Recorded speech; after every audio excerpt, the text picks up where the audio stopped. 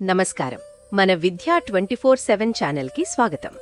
6వ తరగతి నుంచి 10వ తరగతి వరకు పాఠ్యాంశాలన్నీ తెలుగులోనే స్పష్టంగా, సులభంగా అర్థమయ్యేలా వివరించడం మా ధ్యేయం. స్కూల్ పరీక్షలైనా, ఫైనల్ అసెస్మెంట్స్ అయినా, ఎస్ఎస్సి బోర్డు పరీక్షలైనా మీ విజయాలకి కావాల్సిన పూర్తి మార్గదర్శకత ఇక్కడే లభిస్తుంది. ఇక ఈరోజు పాఠంలోకి వెళ్ళిపోదాం. మన నగరాన్ని ఎవరు శుభ్రంగా ఉంచుతారు? మనకు మంచినీళ్లు ఎలా వస్తున్నాయి? మనం ఆడుకునే పార్కుల్ని ఎవరు చూసుకుంటారు? ఎప్పుడైనా ఆలోచించారా? ఇదంతా ఒక్క వ్యక్తి చేసే పనైతే కాదు. దీని వెనక స్థానిక స్వపరిపాలన అనే ఒక పెద్ద వ్యవస్థ ఉంది. అయితే ఈరోజు మనం పట్టణ ప్రాంతాల్లో ఈ సిస్టమ్ అంతా ఎలా పనిచేస్తుందో వివరంగా తెలుసుకుందాం. సరే, ఈరోజు మనం ఏమేం విషయాలు తెలుసుకోబోతున్నామో చూద్దాం. మున్సిపాలిటీ అంటే ఏంటి అనే బేసిక్స్ దగ్గర నుంచి ఒక రియల్ లైఫ్ సక్సెస్ స్టోరీ వరకు అన్నింటినీ కవర్ చేద్దాం. ముందుగా మన ఎజెండా ఏంటో ఒకసారి చూసేద్దాం. ఓకే, ముందుగా ఈ టాపిక్ ద్వారా మనం ఏం నేర్చుకోబోతున్నామో చూద్దాం. ఈ చాప్టర్ పూర్తి అయ్యేసరికి మీరే కొన్ని ముఖ్యమైన ప్రశ్నలకు సమాధానాలు చెప్పగలుగుతారు. అవేంటంటే, నగర జీవితానికి, గ్రామ జీవితానికి మధ్య ఉన్న అసలు తేడా ఏంటి? మన నగరాలు ఎలా పనిచేస్తాయి? అన్నిటికన్నా ముఖ్యంగా ఈ వ్యవస్థలో మన పాత్ర ఏంటి? రండి, ఈ విషయాలన్నీ తెలుసుకుందాం. సరే, ఇక మన మొదటి టాపిక్లోకి వెళ్ళిపోదాం. అసలు ఈ మున్సిపాలిటీ అంటే ఏంటి? మున్సిపాలిటీలు మనకెందుకు అవసరమో అర్థం చేసుకోవాలంటే ముందు మనం గ్రామానికి, నగరానికి మధ్య ఉన్న తేడాను చూడాలి. చూడండి, ఒకవైపు తక్కువ జనాభా, ప్రశాంతమైన వాతావరణం ఉండే గ్రామాలు, మరోవైపు ఎక్కువ జనాభా, షాపులు, పరిశ్రమలతో ఎప్పుడూ రద్దీగా ఉండే నగరాలు. సో రెండింటి అవసరాలు వేరువేరుగా ఉంటాయి కదా. గ్రామంలో అయితే చేతి పంపులు సరిపోవచ్చు, కానీ నగరాల్లో వెడల్పైన రోడ్లు, పెద్ద హాస్పిటల్స్, ఇంకా చాలా అవసరాలుంటాయి. అక్కడే మనకు మున్సిపాలిటీ అవసరం వస్తుంది. అయితే ఒక నగరాన్ని మేనేజ్ చేసే ఈ పెద్ద కాంప్లెక్స్ పనిని చూసుకునే సంస్థే మున్సిపాలిటీ. సింపుల్గా చెప్పాలంటే రోడ్లు వేయడం, మంచి నీళ్ళివ్వడం, చెత్తను తీసేయడం, స్కూల్స్, హాస్పిటల్స్ నడపడం, ఇలాంటి పనులన్నీ చూసుకోవడం దీని బాధ్యత. అన్ని మున్సిపాలిటీలు ఒకేలా ఉండవు. అవి ఎంత జనాభాకు సేవ చేస్తున్నాయి అనే దాన్ని బట్టే వాటిని 3 రకాలుగా విభజించారు. చిన్నగా అంటే దాదాపు 20,000 నుండి 40,000 జనాభా ఉన్న ప్రాంతాలకు నగర పంచాయతీ ఉంటుంది. కొంచెం పెద్ద పట్టణాలకు అంటే 40,000 నుండి 3 lakhs వరకు జనాభా ఉంటే దాన్ని మున్సిపల్ కౌన్సిల్ అంటారు. ఇక 3 lakhs కంటే ఎక్కువ జనాభా ఉన్న పెద్ద నగరాల్లో మున్సిపల్ కార్పొరేషన్ ఉంటుంది. సరే, మరి మున్సిపాలిటీలు ఎలా ఏర్పడతాయి? రోజూ ఎలా పనిచేస్తాయి? చూద్దాం. గ్రామాల్లో లాగే ఇక్కడ కూడా అంతా ఎలక్షన్ల ద్వారానే జరుగుతుంది. ప్రతి 5 ఏళ్లకొకసారి ఎలక్షన్లు పెడతారు. నగరాన్ని వార్డులు అనే చిన్న చిన్న భాగాలుగా విడదీస్తారు. ప్రతి వార్డులో ఉన్న ఓటర్లు తమ తరపున ఒక ప్రతినిధిని ఎన్నుకుంటారు. వాళ్ళనే మనం మున్సిపల్ టౌన్లలో అయితే కౌన్సిలర్లు అని, పెద్ద కార్పొరేషన్ నగరాల్లో అయితే కార్పొరేటర్లు అని పిలుస్తాం. ఈ మొత్తం సంస్థకు హెడ్గా చైర్పర్సన్ లేదా మేయర్ ఉంటారు. ఓటు వేయడానికి 18 ఏళ్లు, పోటీ చేయడానికి 21 ఏళ్లు నిండి ఉండాలి.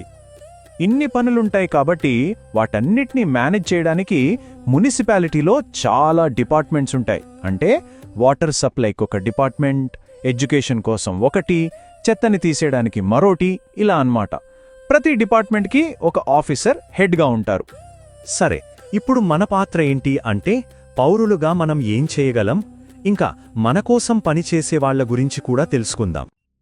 ఒక కామన్ ప్రాబ్లం గురించి ఆలోచిద్దాం. మీ వీధి సరిగ్గా శుభ్రంగా లేదు, చెత్త పేరుకుపోతోంది. అప్పుడు మీరేం చేస్తారు?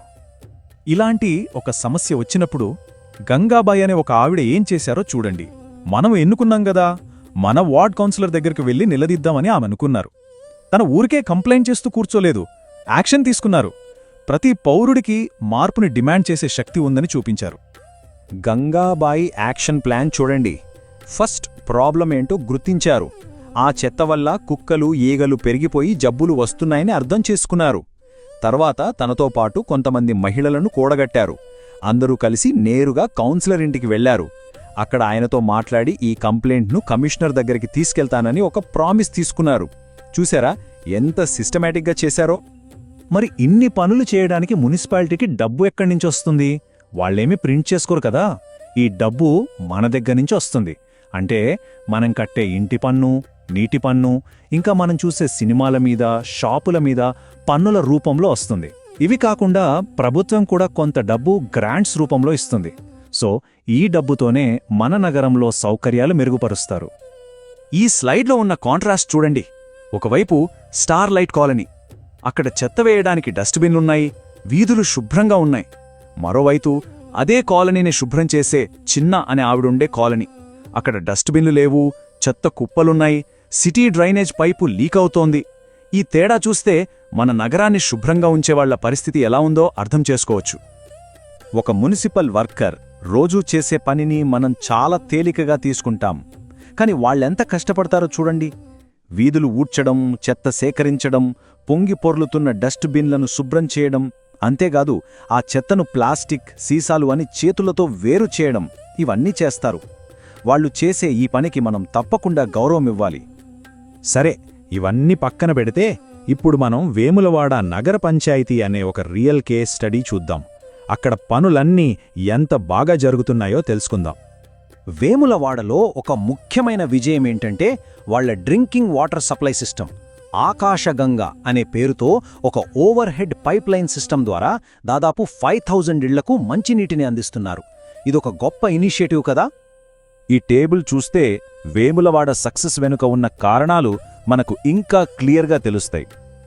ఆకాశగంగా పైప్లైన్ల ద్వారా రోజు విడిచి రోజు నీళ్ళివ్వడం, ప్రతిరోజు చెత్తను కలెక్ట్ చేసి టౌన్ని క్లీన్గా ఉంచడం, అక్కడ పనిచేసే కార్మికులకు బండ్లు, గ్లౌజ్, మాస్కులు ఇవ్వడం, చివరికి బతుకమ్మలాంటి పండగల కోసం ఒక ప్రత్యేకమైన చోటును కేటాయించడం, ఇలా అన్ని రంగాల్లోనూ వాళ్ళు సక్సెస్ అయ్యారు.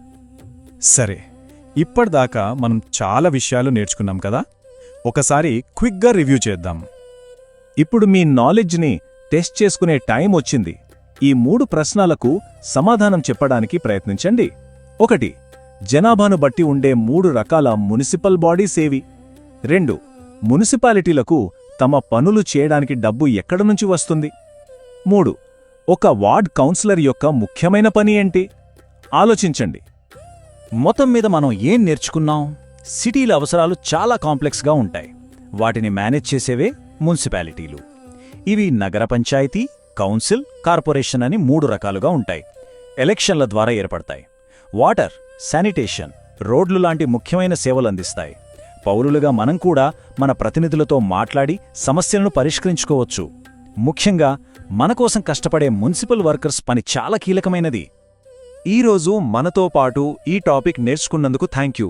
ఇలాగే కొత్త విషయాలు తెలుసుకుంటూ ఉండండి. ఈరోజు చూసిన పాఠం మీకు ఉపయోగపడిందని హృదయపూర్వకంగా ఆశిస్తున్నాను. ఇలాంటి మరిన్ని స్పష్టమైన, సహాయకరమైన, మార్కులు పెంచే పాఠాలు పొందాలంటే మన విద్యా 24/7 ఛానల్ను తప్పకుండా సబ్స్క్రైబ్ చేయండి. ఈ వీడియో నచ్చితే లైక్ చేయండి, మీ ఫ్రెండ్స్కి షేర్ చేయండి. మీ సందేహాలు, సూచనలు, తదుపరి నేర్చుకోవాలనుకున్న విషయాలు కింద కామెంట్స్లో రాయండి. మీ స్పందన మాకెంతో ముఖ్యం. మీ ఒక్క లైక్, ఒక్క షేర్, ఒక్క కామెంట్ కూడా ఈ చదువు వెలుగును మరింత మంది విద్యార్థులకు చేరుస్తుంది. మాతో ఉండండి. మీ నేర్చుకునే ప్రయాణాన్ని ప్రతిరోజు మరింత బలంగా, మరింత స్పష్టంగా, మరింత ప్రభావవంతంగా మార్చుకుందాం. ధన్యవాదాలు.